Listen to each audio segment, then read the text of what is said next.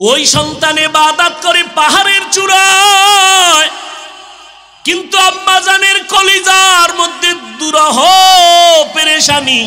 সন্তানের না দেখলে ভালো লাগে না। সন্তান পাহাড়ে চলে গেল ইবাদত করার জন্য, কিন্তু আমি বৃদ্ধা মা সন্তানের একটু দেখব, কলিজা ঠান্ডা করব, এই সুযোগ আমার হলো না। মা মনে মনে চিন্তা করিয়া একদিন সিদ্ধান্ত নিল, আমি যেহেতু সন্তান আমার কাছে আসবে না, আমি একা একা যাইয়া আমি সন্তানকে একটু মোহাব্বতের ডাক দিয়া মোলাকাত করে ওর চেহারাটা দেখিয়া আমার কলিজা আমি ঠান্ডা করব। বৃদ্ধা মা চিন্তা করিয়া একদিন সকালবেলা সূর্য উদিত হলো, রোদের প্রখর তাপ, আম্মাজান সিদ্ধান্ত নিয়ে একা একা মহিলা মানুষ হেঁটে হেঁটে পাহাড়ের কিনারায় চলে গেলেন। যাইয়া এবার পাহাড়ের উপরে উঁচু জায়গা, ওই পাহাড়ের চূড়া এত উঁচু, সন্তান ওখানে ইবাদত করে। আম্মাজান হাতটা চোখের সামনে নিয়া এরপরে উপরের দিকে তাকাইয়া সন্তানের নাম ধরে ডাক দিছে, ও সন্তান একটু নিচে নেমে আসো, আমি তোমার একটু মোলাকাতের জন্য তোমার মা পাহাড়ের চূড়ার থেকে তোমাকে নিচে আসতে বলতেছি, তোমার চেহারাটা দেখবো, কলিজা ঠান্ডা করার জন্য। আমি ঘর থেকে রোদের প্রচন্ড তাপ, সূর্যের গরম, তারপরেও আমি মা তোমার মোহব্বতের বিরহের বেদনা সহ্য করতে পারি নাই, একটু দেখা দাও। সন্তানের মা এভাবে ডাকতেছেন বারবার। সন্তান পাহাড়ের চূড়ায় ছোট্ট ঘরের মধ্যে ইবাদতে নামাজে দাঁড়ানো, মা যে ডাকতেছে সন্তানের কানে আওয়াজ চলে গেছে। নামাজের মধ্যে দাঁড়াইয়া সন্তান মায়ের কণ্ঠ পাইয়া চিন্তায় পড়ে গেল, এখন আমি মাওলার সামনে দাঁড়াইয়া আমি আল্লাহর সাথে কথা বলতেছি, আমি সূরা কেরাত পড়তেছি, কোরআন তেলাওয়াত করতেছি, এখন কি আমি আল্লাহর ডাকের সাড়া দিব নাকি ডাক বাদ দিয়া মায়ের ডাকে পাহাড়ের নিচে চলে যাব? এই চিন্তা করিয়া সিদ্ধান্ত নিল, আমি আল্লাহর ইবাদত ছাড়ব না, মায়ের ডাকে সাড়া দিব না। আম্মাজান রৌদ্রের গরমে এতটা কষ্ট পাইয়া দীর্ঘ টাইম দাঁড়াইয়া এবার নিরুপায় হইয়া নিরাশ হইয়া আম্মাজান বাড়ির মধ্যে আবার চলে গেলেন, আর মনের মধ্যে একটু হালকা কষ্ট পাইলেন। এরে সন্তানেরা, আল্লাহর কসম করে বলি, যতই বাহাদুরি করি না কেন, মা বাবার চোখের পানি আর দোয়া ছাড়া এই জায়গায় কোনো দিন বসতে পারি নাই। ও সন্তানেরা, কত মা জীবনভর কষ্ট করেছেন, কত বাবা অল্প টাকায় বেতন পাইয়া সংসার চালাইতেন, কত কষ্ট করে সন্তানের আমাদের মানুষ বানাইছেন। আব্বা জানের মাঝে মাঝে মনে চাইতো ইলিশ মাছ দিয়া খানা খাবে, কিন্তু ইলিশ মাছ কেনার মতো টাকা ছিল না। মনের দুঃখ নিয়েই আজ কবরে চলে গেলেন। আম্মা জানের মনে চাইতো আঙ্গুর বেদানা খাবে, কেনার মতো টাকা নাই, আম্মা জান খেতে পারে নাই। আজকে তুমি সন্তান ওই মা বাবাকে দাফন করে কবরে রাখিয়া তুমি আজ আরামে, কত আরামে খাও আর ঘুমাও। তোমার ফ্রিজে ফলের অভাব নাই, মাছের অভাব নাই, তোমার ফ্রিজে ভরা মাছ, তোমার ঘরের মধ্যে ফল ভরা, কিন্তু কি লাভ হবে? যেই মা বাবা ফল খাওয়ার আফসোস করলেন, মাছ খাওয়ার আশা করেছিলেন, আজকে তারা সাদা কাপনের প্যাকেট হয়ে কবরে পড়ে আছি। ওই মা বাবার জন্য একটু কি চোখের পানি ছেড়ে দোয়া করতে পারো নাই রে যুবক? যেই মা বাবা তোমার আমার জন্য এত চোখের পানি ফেললেন, যেই মা বাবা তোমার আমার জন্য এত কষ্ট করলেন, জীবন ভর তুমি আমি যদি মা বাবার গোলাম হয়ে কাজ করি, ঋণ আদায় করা যাবে না। জীবনের মূল কষ্ট মায়ের প্রসব বেদনা,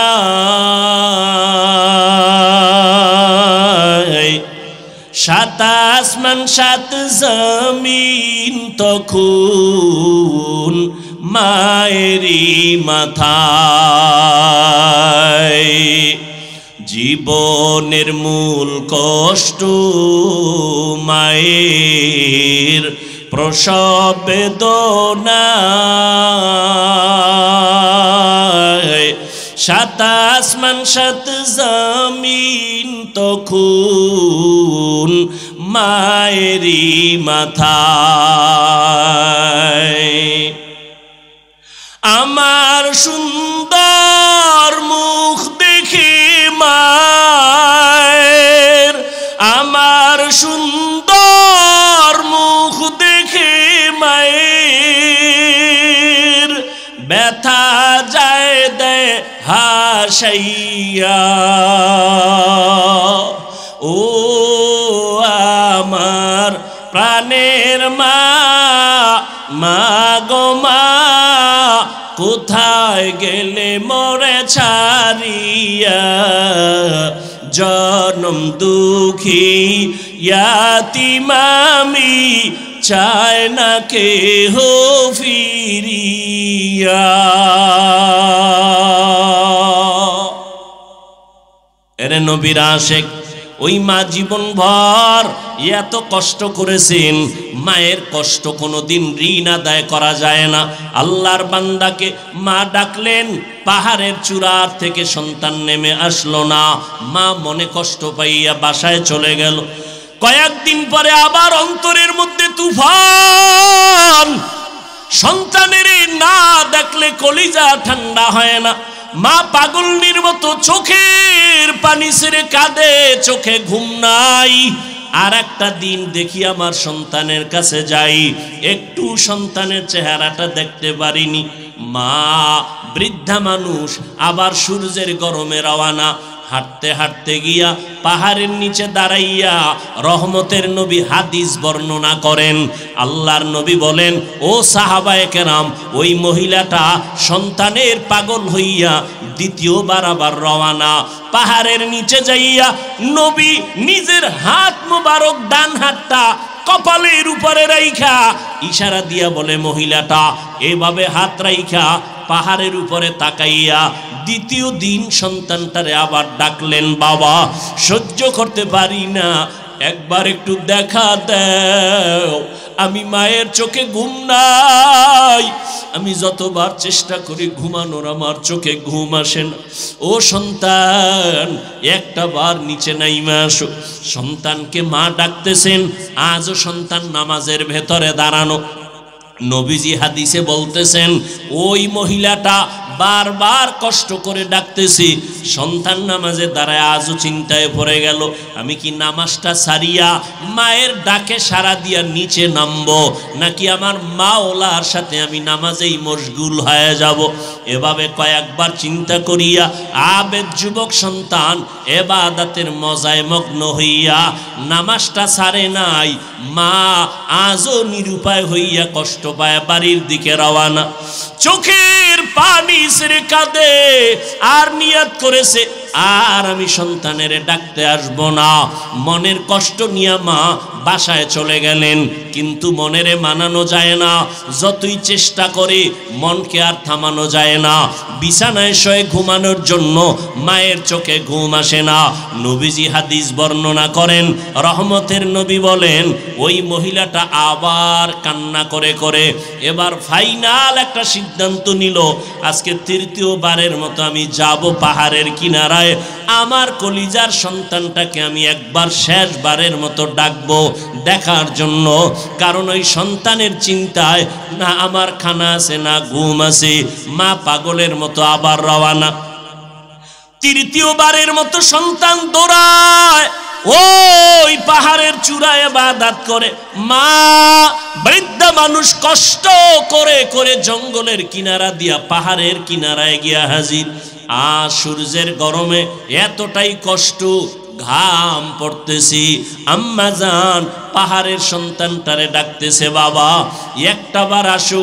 দুইবার আসিয়া ফেরত গেলাম, আজকে ফিরাইয়া তুমি আমারে দিও না, একটু দেখা দাও। আমি তোমার চেহারাটা দেখলে আমার কলিজা ঠান্ডা হয়ে যাবে। সন্তান আজও নামাজের ভেতরে দাঁড়ানো, মা যে ডাকতেছি নামাজের মধ্যে বাপ সন্তান মায়ের ডাক শুনতেছি। কিন্তু চিন্তায় পড়ে গেল আমি কি নামাজ সারিয়া মায়ের ডাকে সাড়া দিব নাকি নামাজেই মশগুল হয়ে যাব। আল্লাহর বান্দা ইবাদতের মজা পাইয়া আজও সিদ্ধান্ত নিল নামাজ আমি ছাড়বো না, মায়ের ডাকেও সাড়া দিব না। মা তৃতীয়বারের মতো আজকেও সন্তানের সাড়া না পাইয়া এতটা কষ্ট নিয়ে চোখের পানি নিয়ে বিদায় হয়। আজকে একটা অন্তর থেকে মায়ের অজান্তে বরদোয়া নেমে আসে। মা এবার বিদায় বেলা কয়, ও আল্লাহ, আমার কলিজার ব্যথাটা সন্তানেরে বুঝাইতে পারলাম না।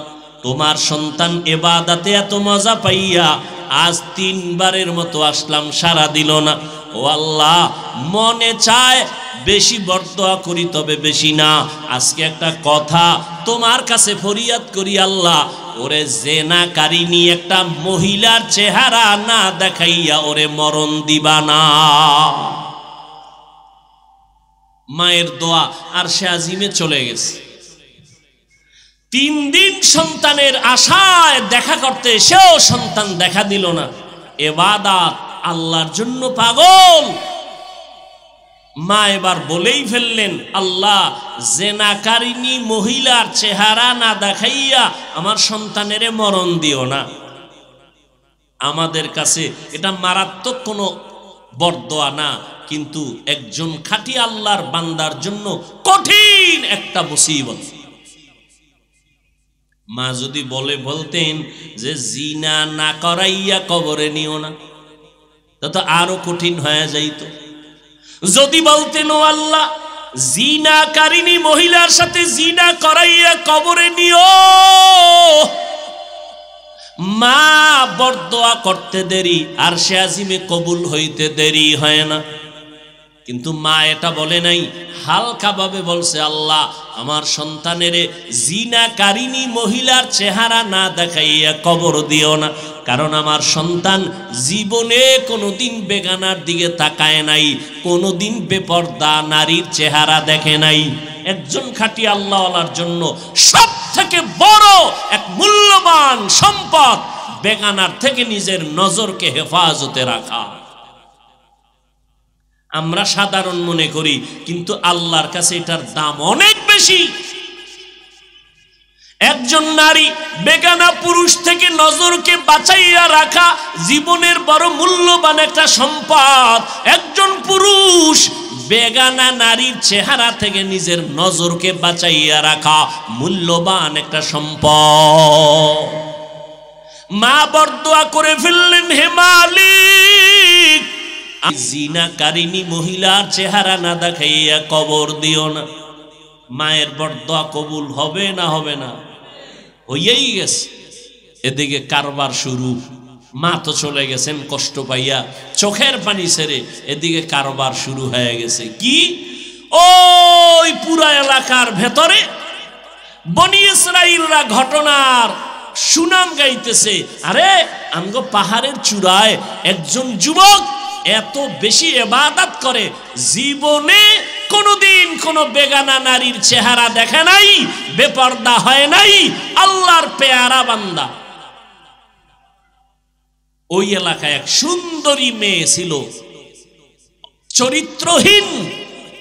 ওই মেয়েটা কয়, এই তোমরা এত গুণগান যার গাও, আসলেই কি এমন সে কোনো নারীর দিকে তাকায় না? কয় না। কথা হলে আমি চ্যালেঞ্জ দিলাম, আমার চেহারা দেখলে সে না তাকাইয়া পারবে না। মহিলা চ্যালেঞ্জ দিল। চ্যালেঞ্জ দিয়া মহিলা ঠিকানা নিয়ে চলে গেল পাহাড়ের চূড়ায়। ওই জিনাকারিনী মহিলাটা পাহাড়ের চূড়ায় চলে গেল। গিয়া দেখে যুবক নামাজে দাঁড়ানো, ভাঙা একটা ঝুপড়ি পাহাড়ের চূড়ায়। মেয়েটা গিয়া নামাজের সামনে দাঁড়াইল। যত অপচেষ্টা করলো, কোনোভাবেই ওই যুবক ইবাদত করনেওয়ালা যুবকের নজর ওই মেয়েটার দিকে নিতে পারলো না। মহিলাটা ব্যর্থ হইয়া মনের দুঃখ নিয়ে পাহাড়ের নিচে নেমে এসে একটা ষড়যন্ত্র করলো। মায়ের বরদোয়া চলতেছে, কষ্ট হইতেছে আপনাদের? হ্যাঁ, মায়ের বরদোয়া চলতেছে। ওই মহিলা যুবক ইবাদতকারী বান্দার নজরকে কারিয়া নিতে না পারায় ষড়যন্ত্র শুরু করলো। নিচে নেমে চলে গেল। পাহাড়ের পাশে একটা চেটিয়াল ময়দান, খোলা ময়দান, বকরি চড়ায় এক রাখাল। ওই রাখালের কাছে চলে গেল, গিয়া রাখালের সাথে জিনা করলো। ওই রাখালের জিনা করার মাধ্যমে পেটে একটা সন্তান আসলো, অবৈধ সন্তান। এই সন্তানটা দুনিয়াতে যখন ভূমিষ্ঠ হয়ে গেল, এই নারীটা এত বড় খারাপ একটা নারী, দুনিয়ার পুরুষগুলোকে ধ্বংস করার জন্য যত লাইনে ষড়যন্ত্র আছে, এর মধ্যে বড় একটা ষড়যন্ত্র বেপর্দা নারী। এই নারীটা জিনা করছে কার সাথে বলেন? সন্তান দুনিয়াতে আসছে। এখন সন্তানের কোলে নিয়া এলাকায় ঘুরে আর এই প্রশংসাকারীরা, তোমরা যে ইবাদত গুজার বান্দার এত সুনাম গাইলা, তোমার ওই ইবাদত গুজার বান্দা আমার সাথে জিনা করছে, ওই জিনার কারণে এই যে সন্তান। কঠিন এক ষড়যন্ত্র না? জিনা করেছে রাখালের সাথে, কিন্তু মহিলা এলাকায় ঘুরে ঘুরে বলতেছে এই জিনা করেছে তোমাদের ইবাদত করনেওয়ালা। এই কথা শুই না যখন এলাকাবাসীর মনে একটা দুঃখ, যারে এত মোহাব্বত করি ভালো জানি তার হালাত এমন কেন? এরা লাঠি ছোটা নিয়া পাহাড়ের চূড়ায় গেল। চূড়ায় যাইয়া ওই ইবাদত করনেওয়ালা যুবকের খানকা ঘর ভেঙ্গে দিল। এরপরে এক পর্যায়ে তার গায়ের মধ্যে হাত দেওয়ার যখন সামনে আগাইল, যুবক চোখের পানি ছেড়ে বলে তোমরা এমন কেন করো? বলে আমরা শুনলাম তুমি নাকি এই এলাকার এক মহিলা, তার সাথে জিনা করেছো। বলে আল্লাহর কসম আমি কখনো জিনা করি নাই। বলে ওই মহিলার পেটের বাচ্চা কোলে আসছে, মহিলা বলতেছে ওই বাচ্চা নাকি তোমার জেনার বাচ্চা। এবার বলে আল্লাহর বান্দা বলে মহিলাকে বাচ্চা সহ আমার কাছে হাজির করো। মহিলা যদি বলতে পারে যত বিচার হবে আমি বিচার মেনে নিব। লোকেরা চলে গেল, ওই জেনাকারিনী মহিলাকে বাচ্চা সহ তার সামনে হাজির। মায়ের বরদোয়া ছিল, ও আল্লাহ আমার সন্তানটাকে জেনাকারিনীর চেহারা না দেখাইয়া কবর দিবা না। সন্তানটা নিয়ে যখন হাজির হয়ে গেল, এলাকার হাজারো মানুষ সেখানে হাজির। যুবক ওই ইবাদতখানায় 2 রাকাত নামাজ পড়ে মাওলার কাছে কান্না শুরু করলো আর বলে ও মালিক দয়া করে আমাকে মাফ করে দাও। আজ আমার উপর একটা মিথ্যা অপবাদ চলে আসছে, তুমি ছাড়া আমার আপন কেউ নাই। আমার মনে হয় মায়ের সাথে কোনো না কোনো উপায় একটু কষ্ট দিয়েছি, তুমি বুঝি বেজার হয়ে গেছো, তুমি আমাকে উদ্ধার করো, বাঁচায় দাও।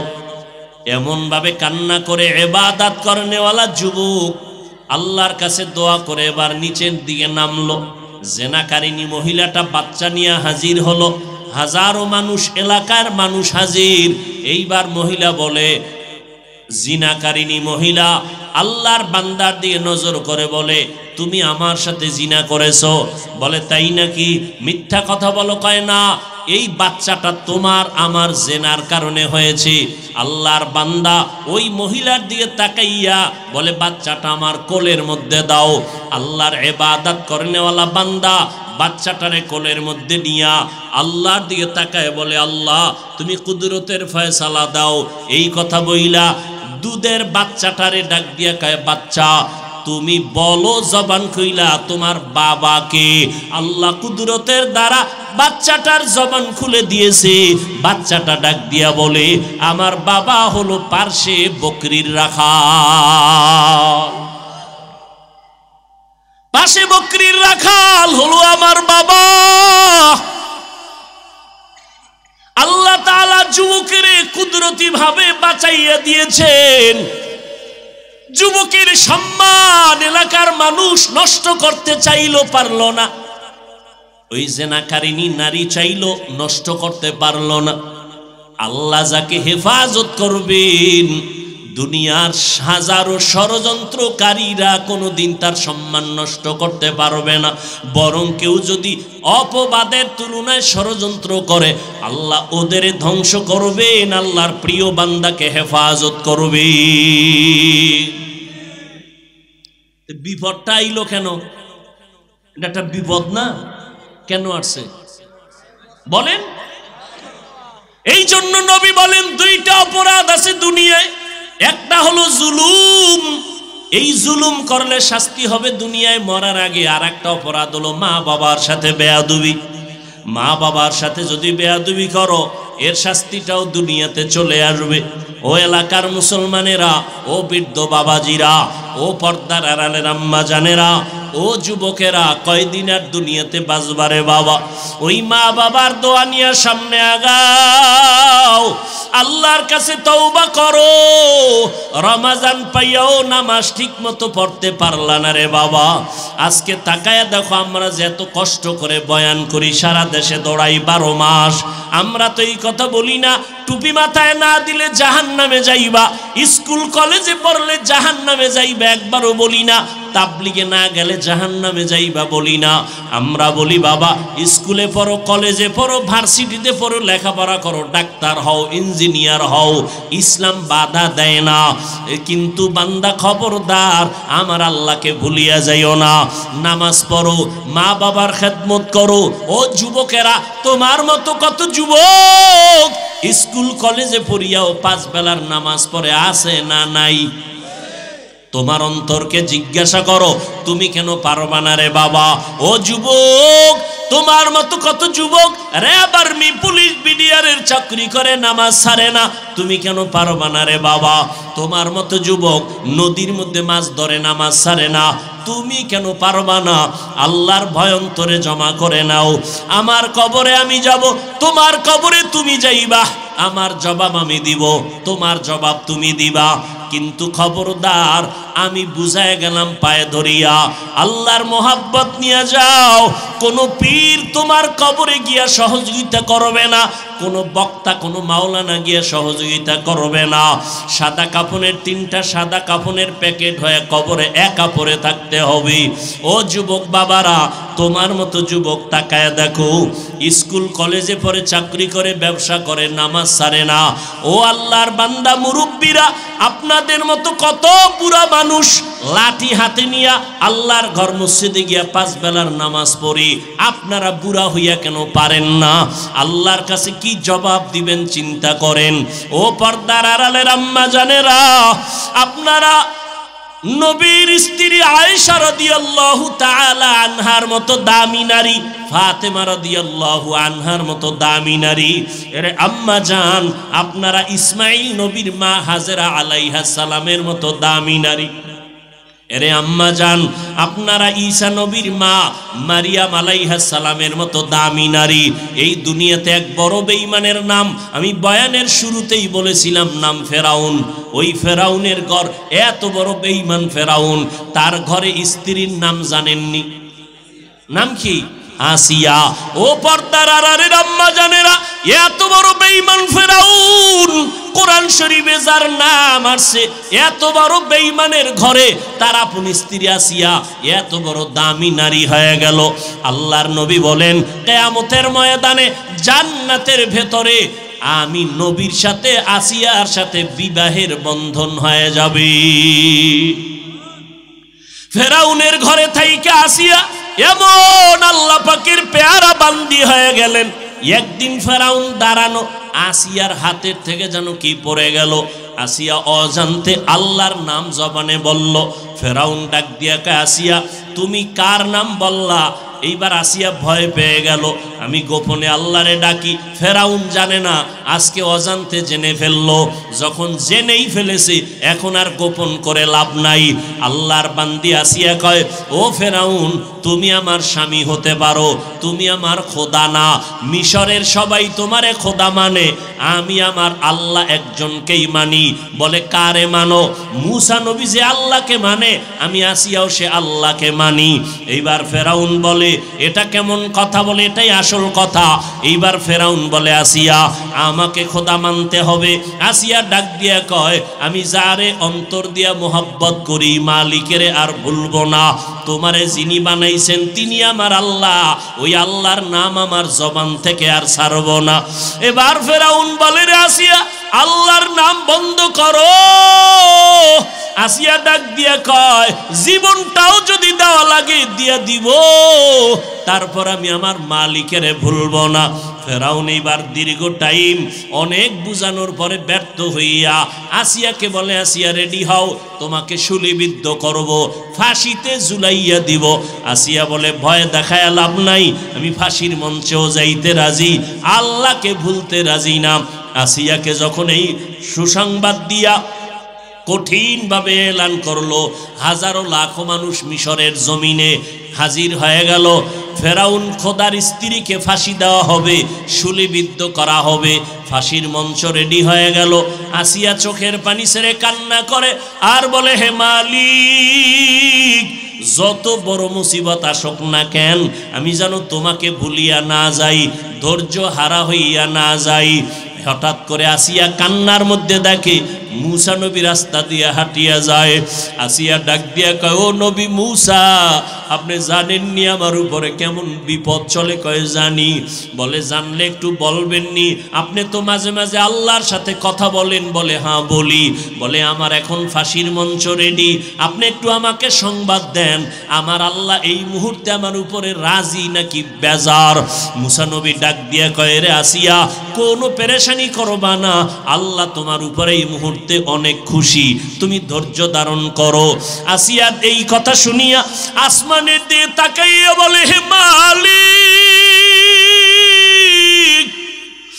আজ আবার ফাঁসি হয়ে যাবে, তোমার কাছে আমার একটা দাবি হলো। ক্বালাত রব্বি বিনিলি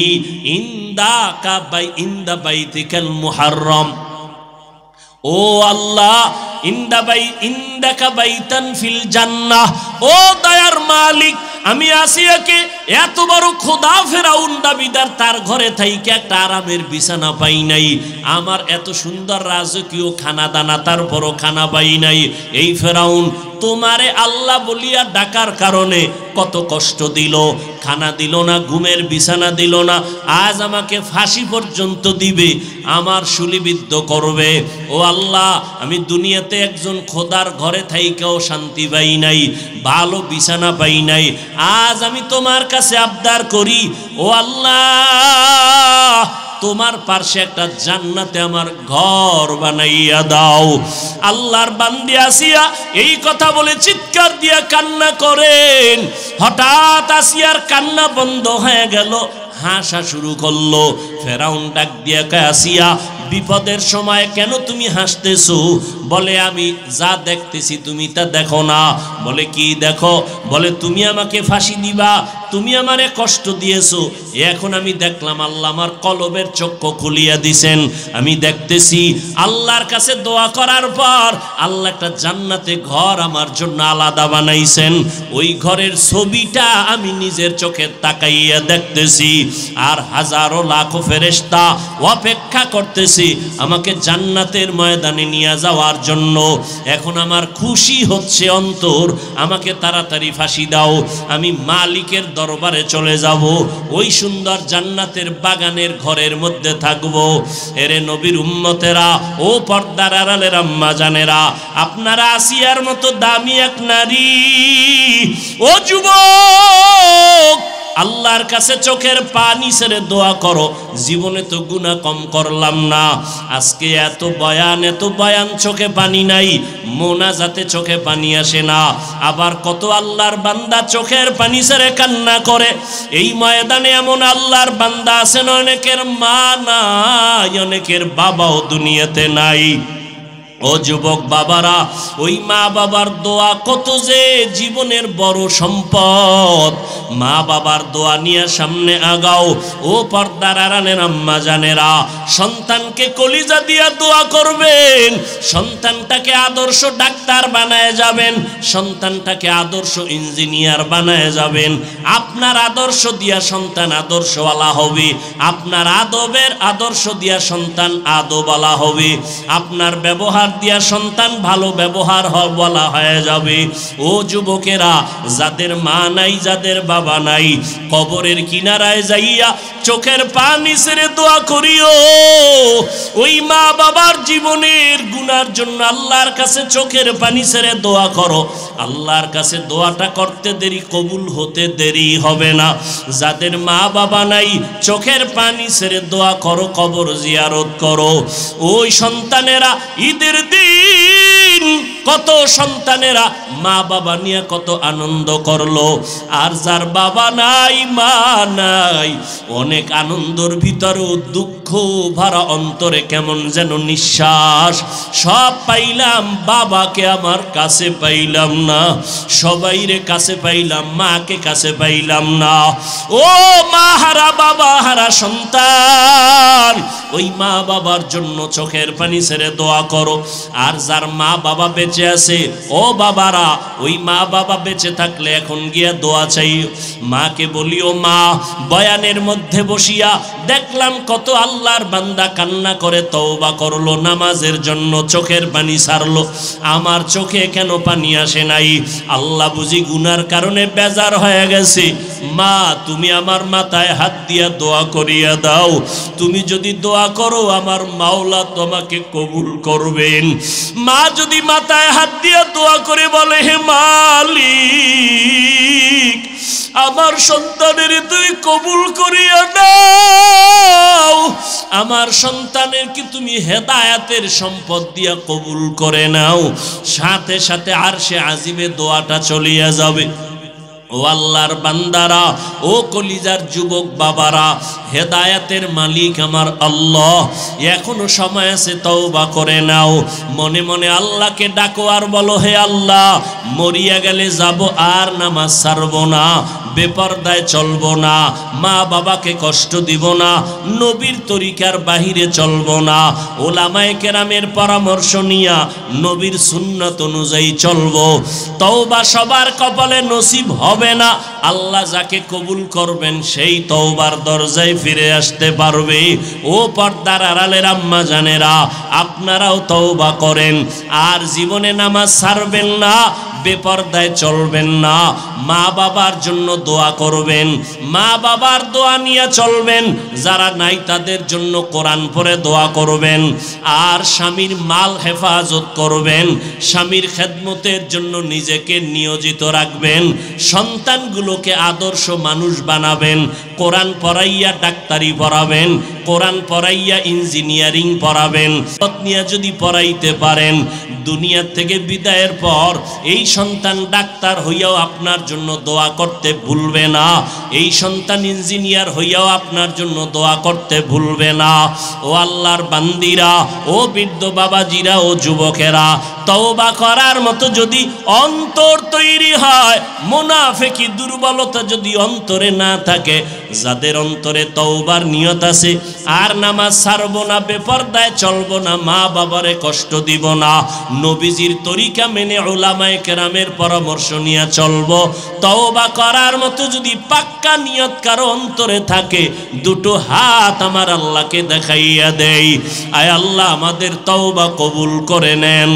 আয় আল্লাহ, আমাদের জীবনের গুনাহ মাফ করে দেন। আয় আল্লাহ, আমরা যারা হাত তুলেছি, কাউকে খালি ফিরাইয়া দিয়েন না। মেহেরবানি করে মরণ পর্যন্ত তওবার উপরে মজবুত হইয়া চলার তৌফিক দান করেন, আমিন। আলহামদুলিল্লাহি রাব্বিল আলামিন, ওয়াসসালাতু ওয়াসসালামু আলা